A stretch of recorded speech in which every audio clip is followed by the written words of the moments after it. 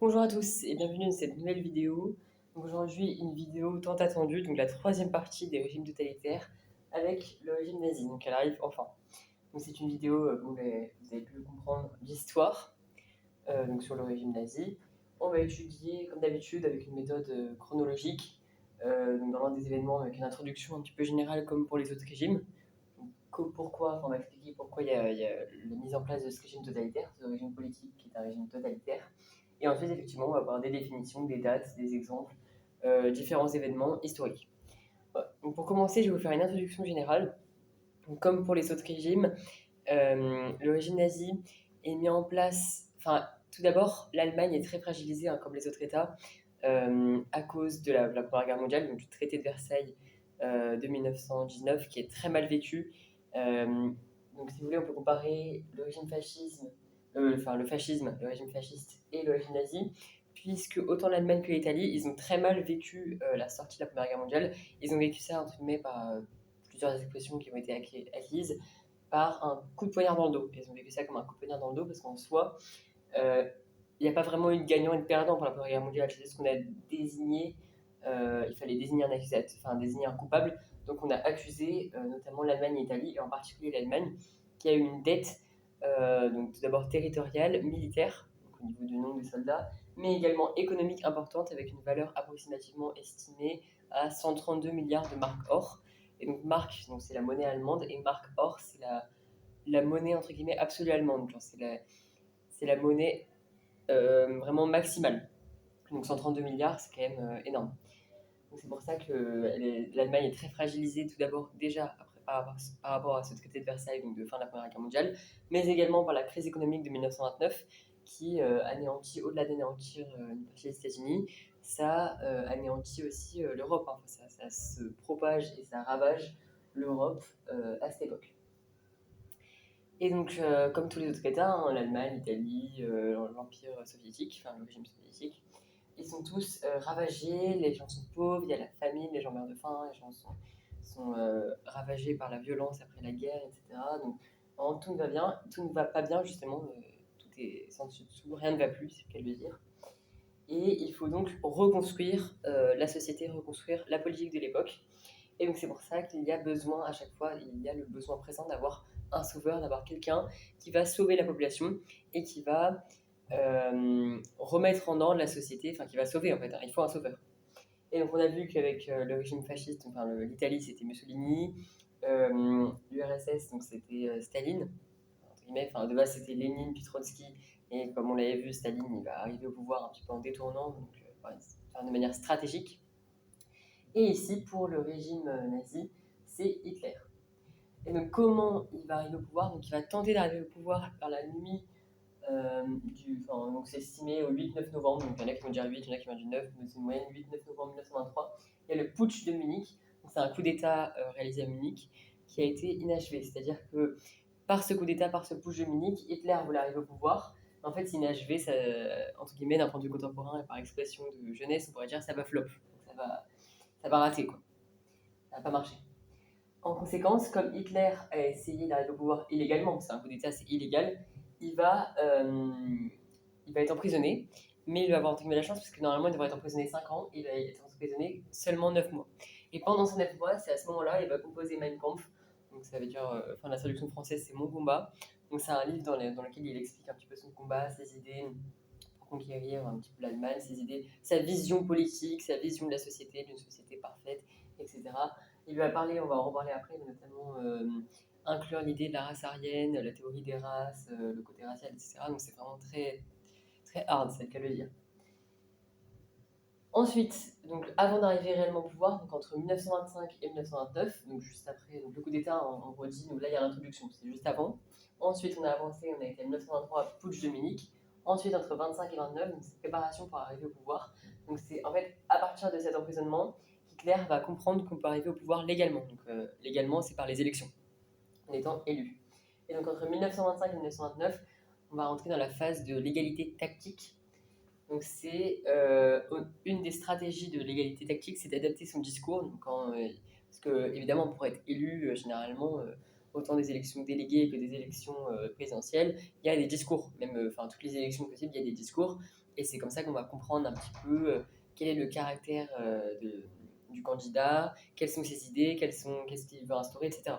Et donc, il va faire ça pour toute la société, c'est-à-dire que son égalité tactique, ça va être d'adapter son discours à toute la population. Donc, autant les personnes pauvres que les personnes riches. Donc, les personnes pauvres, il va avoir un discours adapté à elles, en essayant d'avoir des idées pour leur redonner du travail, leur redistribuer les richesses, etc. Et puis les riches, ça va être un discours contraire. Il va leur diminuer les impôts, des choses comme ça. Enfin, il va vraiment adapter son discours autant aux pauvres qu'aux riches. La situation, on va dire plutôt plus correcte, on va dire plutôt la population en difficulté et la population aisée. Aisée et non aisée, enfin, vous avez compris. Voilà.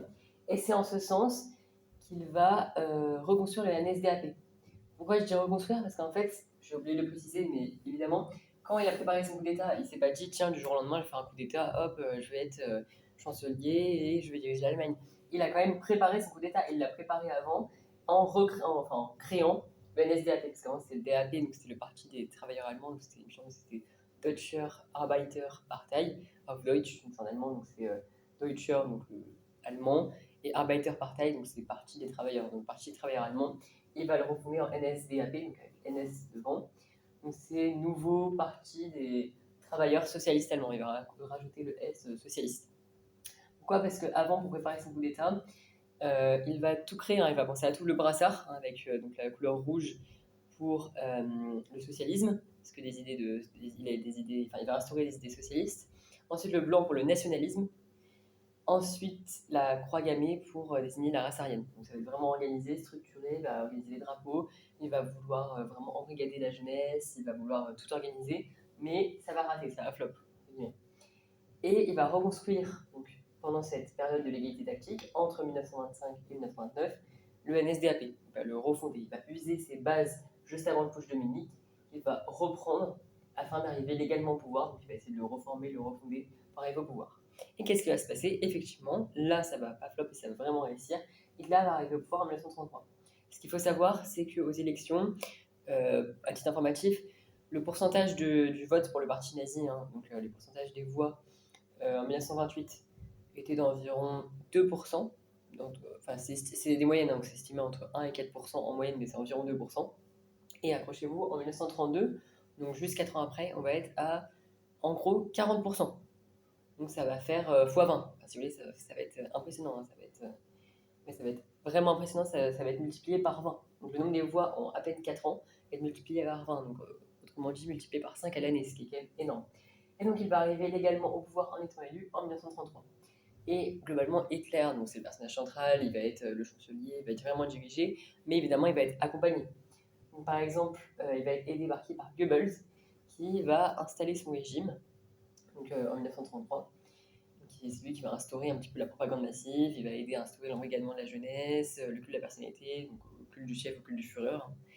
Donc, mettre en avant un petit peu Hitler comme un sauveur, comme un guide, un peu comme le Duce Mussolini pour l'Italie. Bah là, c'est la même chose, c'est un peu le Führer, le guide qui va montrer, qui va aider, etc. Je vais rallumer.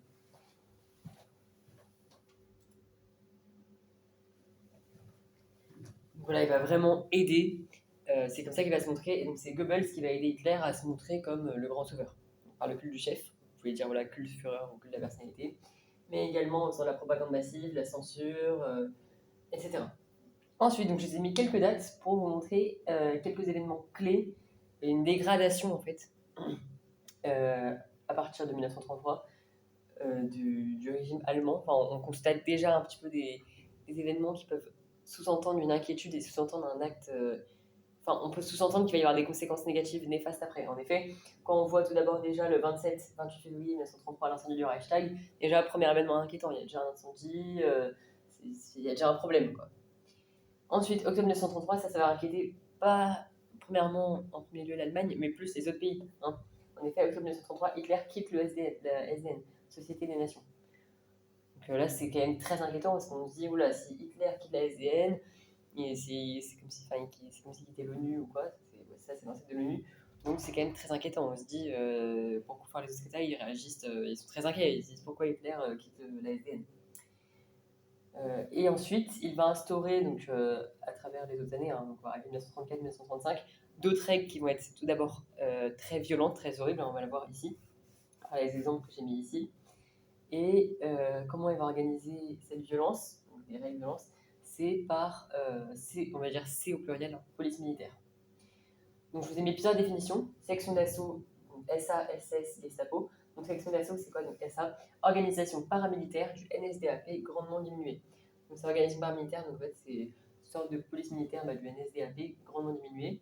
Et en fait les SA, c'est les ancêtres des SS. C'est-à-dire que les SA vont être remplacés par les SS pendant la nuit des longs couteaux du 29 au 30 juin 1934. Comme j'ai dit là, c'est écrit là. Remplacés lors de la nuit des longs couteaux, c'est l'expression, du 29 au 30 juin 1934, où les SA vont être remplacés par les SS. Et donc SS, c'est quoi? C'est un peu une même définition, enfin c'est une définition similaire, mais on peut, enfin, ça sont des données par une autre. Escadron de protection chargé de la protection d'Hitler et du parti nazi. Donc c'est chargé de protéger principalement le grand Führer Hitler, mais également tous ses accompagnateurs, tous ses compagnons, on va dire tous ses ministres, tous ceux qui l'accompagnent dans ce projet de direction, on va dire, de direction du gouvernement. Donc les SS sont chargés de les protéger tous. Et la Gestapo, c'est en fait, si vous voulez, Gestapo SS, en soi, ça se diffère, mais globalement, ça reste des polices militaires, enfin, ça reste des polices d'État, police militaire, police du peuple. Donc, Gestapo, c'est la police politique chargée d'aider et assister les SS dans leur mission. La Gestapo, voilà, est dirigée par Himmler. Donc là, c'est un autre acteur. Là, c'est pas Hitler, c'est pas Hitler. En soi, en allemand, on dirait Hitler, mais c'est Himmler, donc avec deux M. Et c'est un autre personnage qui va gérer. Donc c'est pour ça qu'il va être vraiment bien accompagné. Enfin, c'est-à-dire qu'il va avoir différents entre guillemets ministres. Par exemple, il y a Goebbels, c'est un peu son bras droit qui va aider à l'introduire, qui va aider à introduire et fonder correctement son régime. Et ensuite, vous avez par exemple Himmler qui va diriger la Gestapo. Donc la Gestapo, si vous voulez, c'est un peu la police numéro 2 qui aide les SS. C'est un peu les renforts. C'est la deuxième patrouille, on va dire ça comme ça. Qui donc, vont aider les SS. Donc, par exemple, comme on sait que les SS ils sont chargés de protéger Hitler et le parti, et ben on sait par conséquent que la Gestapo va aider les SS à protéger. Donc leur mission, la Gestapo, ça va être de protéger également Hitler et le parti nazi. Et d'éliminer tous ceux qui s'opposent à l'idéologie. Donc c'est pour ça qu'on est dans un régime totalitaire. C'est tous ceux qui s'y opposent, qui ne sont pas d'accord avec les idées du régime, et ce qui est largement compréhensible qu'ils ne soient pas d'accord, et ben on les élimine. On les élimine, et surtout ce qu'il faut bien souligner, c'est l'adverbe systématiquement. On pourrait remplacer par un synonyme entre guillemets automatiquement. Dès qu'il y a quelqu'un, ça veut dire dès qu'il y a quelqu'un qui s'oppose, on l'élimine. Donc c'est vraiment très violent. On va continuer avec la violence, donc je vais baisser le tableau et on va voir les exemples. C'est très violent, je vais vous montrer.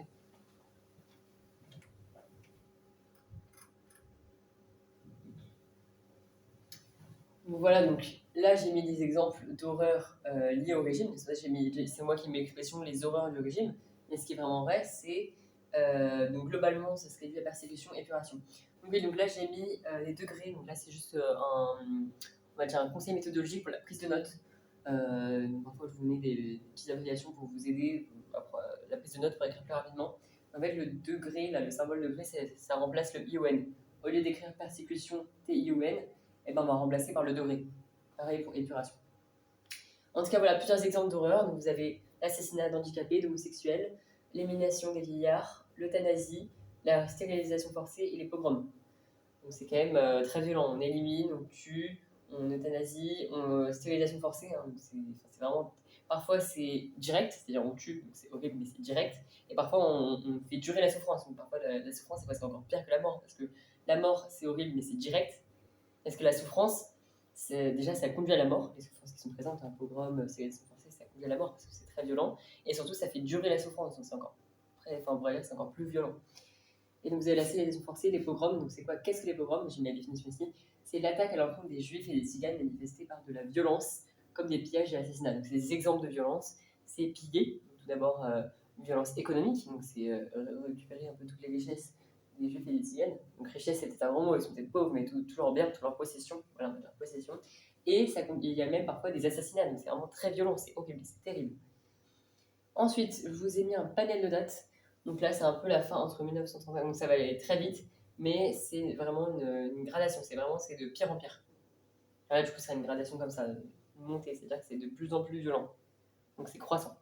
Donc en 1935, là, c'est très violent, donc pour structurer un petit peu ces horreurs, il y a les lois de Nuremberg, et accrochez-vous, qui institutionnalisent la persécution. Donc là, on est en train de dire que ça devient légal de tuer des gens. La persécution devient légale. Donc c'est quand même violent.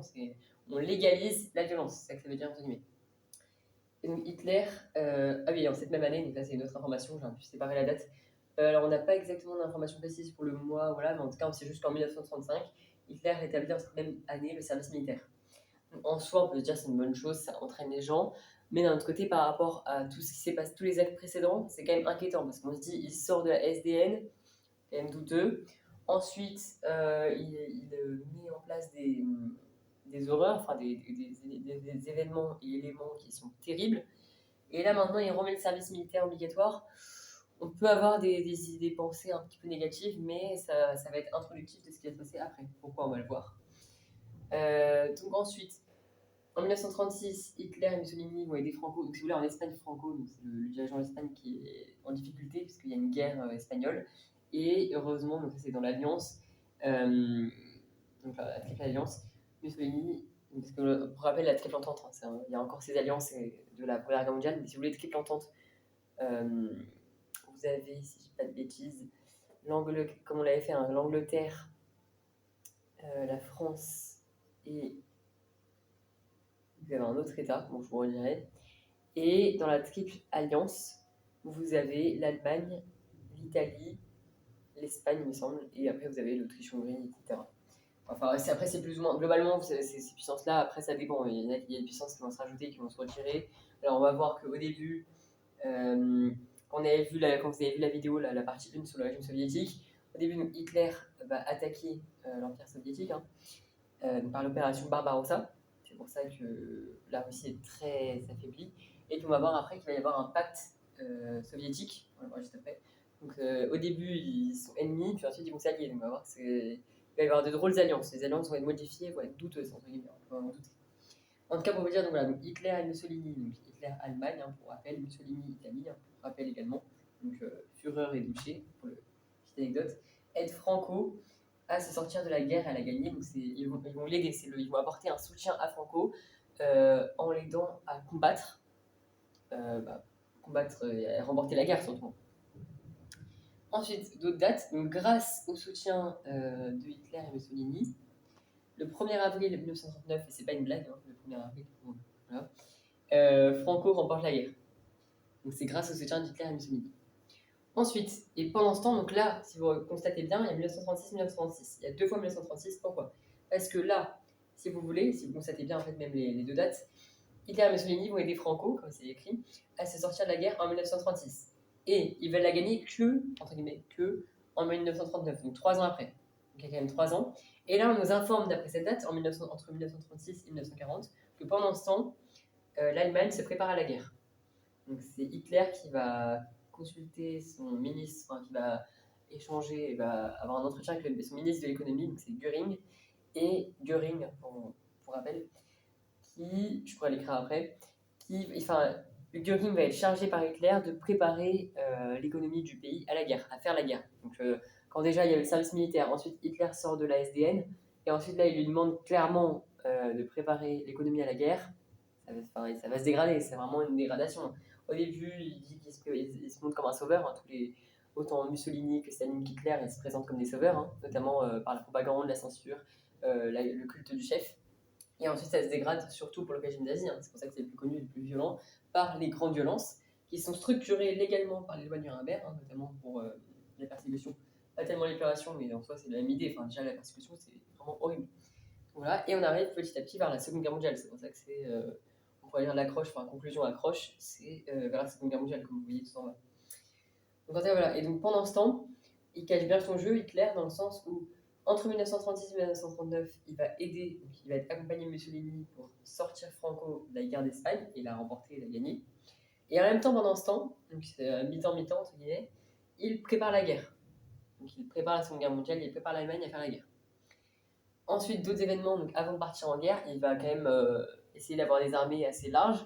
Et comment ça va se faire? Par 2 accords, donc par 2 annexions. Donc, le premier, c'est le Anschluss, donc c'est l'annexion de l'Autriche le 12 mars 1938. Et le deuxième, c'est le 30 septembre 1938, les accords de Munich, dans lesquels il va y avoir l'annexion des Sudètes. Donc c'est on va dire les Tchécoslovaques, donc ça ne dit pas que c'est les Sudètes, donc c'est les habitants, enfin les habitants de la Tchécoslovaquie. Et ensuite, les dernières dates les plus importantes qui conduisent réellement à la Seconde Guerre mondiale. Et donc, pour rappel aussi, je voulais juste revenir sur ces deux dates-là. Là, quand je vous ai présenté Hitler, Mussolini et Franco, là, on parle Allemagne, Italie, Espagne, mais on parle en aucun cas de la Grande-Bretagne, donc l'Angleterre, ou de la France. Donc, ça montre bien que ils sont séparés, ils ne sont pas alliés, et qu'en tout cas, la France et l'Angleterre n'en parlent pas parce qu'ils veulent pas, justement, ils veulent pas s'immiscer dans ces histoires. Ils sont au courant, mais ça ne les regarde pas, ils veulent pas s'attirer de problème. C'est pour ça qu'ils s'en mêlent pas. Et en tout cas, donc, les grands événements marquants ici, c'est 15 mars 1939, la prise de la Bohème-Moranie. Donc là, ça va être un événement déclencheur. Hein. Hitler va prendre la Bohème-Moranie. Enfin, ça va être un événement marquant, donc accentué et marquant. Ensuite, le 23 août 1939, là, il y a le pacte germano-soviétique. Donc là, c'est quand même à gros champ. Au début, Hitler, par l'opération Barbarossa, a attaqué la Russie. Maintenant, ils veulent être amis. Il veut s'allier avec l'URSS. Que l'URSS vienne de son côté. C'est quand même extrêmement douteux et c'est ce qui nous mène à la Première Guerre mondiale. Donc, le jour de la rentrée, le 1er septembre 1939, entrée en guerre de la France et la Seconde Guerre mondiale par rapport à tous les événements récents. Et donc, c'est la Seconde Guerre mondiale. Parce que Hitler attaque, hein, il a pris la Bohème-Moranie, il a préparé des accords des annexions, hein, l'Autriche, annexion des Sudètes, donc la Tchécoslovaquie, pacte germano-soviétique, et tout ensuite, son économie est préparée à la guerre. Donc là, c'est quand même très, très surprenant, très inquiétant, très douteux, très violent, même pour tout ce qu'il a instauré là. Hein. Il a instauré la violence par les lois de Nuremberg, et prépare ses citoyens, donc son peuple, au service militaire obligatoire, et au final, qu'est-ce que ça conduit? À la guerre. Donc c'est quand même très violent. Donc je vais juste rajouter, tiens, je peux vous rajouter par là, Göring. Je vais mettre entre parenthèses Göring.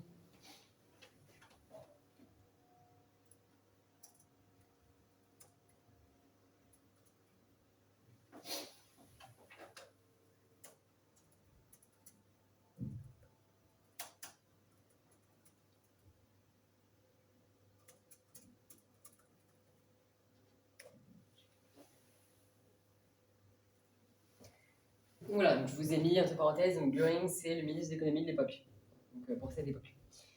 Et donc pour résumer, donc pour conclure et pour ensuite, par une accroche de fin, donc une ouverture, introduire au chapitre suivant, nous avons vu, donc ça c'est pour reprendre l'intro, hein, que la Première Guerre mondiale, notamment plus précisément, plus particulièrement par le traité de Versailles de 1919, ainsi que la crise économique de 1929, vont être des événements très déstabilisants, très destructeurs, très affaiblissant pour tous les États, soit la France, la Grande-Bretagne, l'Allemagne, l'Italie, l'Union soviétique. Par conséquent, pour se relever, il faut un sauveur, hein, parce que la population, surtout, on s'intéresse surtout à la société, la population est complètement affaiblie, les gens meurent de faim, les gens sont pauvres, les gens ne font pas d'enfants parce qu'ils peuvent à peine se nourrir eux, donc ils ne vont pas faire des enfants pour avoir de moins en moins de nourriture, enfin, ça va être compliqué de les nourrir, ça va être horrible, ils vont mourir, ils vont presque naître pour mourir. Donc c'est compliqué, enfin, c'est très difficile. La société est vraiment très affaiblie, donc il nous faut donc un sauveur pour relever la situation. Et le sauveur, ça va être pour l'Italie Mussolini, pour l'Allemagne Hitler, et pour le régime soviétique Staline. Enfin, Staline, il va quand même un peu, il va pas trop respecter les règles du jeu entre guillemets. Hein. Normalement, c'était Lénine, Trotsky, et Staline, il va essayer par de nombreuses stratégies d'arriver au pouvoir. Donc, il va arriver entre guillemets, on pourrait caractériser ça d'illégalement au pouvoir parce que il va détourner un petit peu. Il va user des stratégies un peu malines, mais enfin, c'est négatif quand j'ai ça, hein, des stratégies négativement malines pour arriver au pouvoir, donc on va dire illégalement. Donc voilà, et tous les actes menés par les grands chefs, donc tous les régimes totalitaires mis en place par ces grands chefs, hein, ils vont les instaurer, vont être très violents, en particulier, hein, c'est pour ça que c'est plus connu, pour le régime nazi, et c'est ce qui va conduire à la guerre. Et surtout le régime nazi parce qu'il est violent et parce que, comme on l'a vu, il rend légale cette violence et il se prépare à la guerre par le service militaire. Le bon entraînement, en soi, c'est vrai qu'on ne le dit pas forcément, mais c'est vrai que le fait d'aider Franco à sortir de la guerre, ça fait un entraînement à la guerre, puisqu'ils s'entraînent à combattre, donc ça leur fait un bon entraînement, le service militaire est obligatoire. Göring est chargé de préparer l'économie allemande à la guerre. Donc l'économie allemande, ça veut dire essayer de dépenser le moins possible pour avoir le plus d'argent afin de créer des missiles, des armes, des protections, conserver, avoir la nourriture, etc. Donc c'est ça, préparer l'économie. Et ensuite les annexions, les accords. Hitler prépare ses armées, prépare son peuple, prépare ses alliances, et c'est ce qui nous conduit par tous ces actes illégaux, par les accords qu'il a rompus, hein, par le traité de Versailles qui est rompu par Hitler. Ça nous conduit donc à l'entrée en guerre ennemis, et donc à la Seconde Guerre mondiale, qui est le prochain thème. Voilà pour cette vidéo sur la troisième partie des régimes totalitaires, avec le grand régime le plus connu et le plus terrible, enfin le plus terriblement connu, on va dire, le régime nazi. Et donc je vous remercie, la vidéo s'achève et je vous souhaite une très belle journée.